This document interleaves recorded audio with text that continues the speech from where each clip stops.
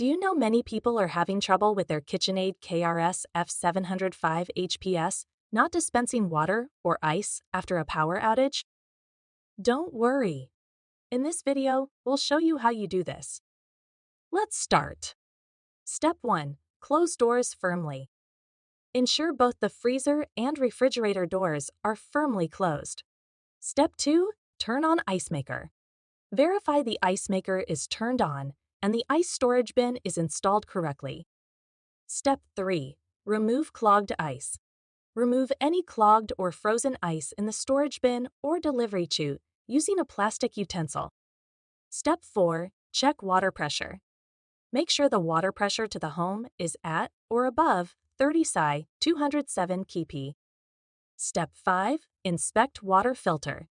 Check if the water filter is clogged or incorrectly installed and replace or reinstall it if needed.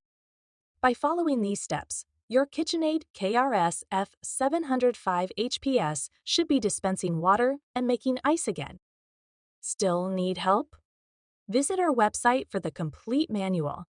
There you will also find questions and answers from other KitchenAid users. Did you find this video helpful? By subscribing, you help us continue to answer users' questions. So, subscribe to our channel. Thanks for watching, and see you in the next video.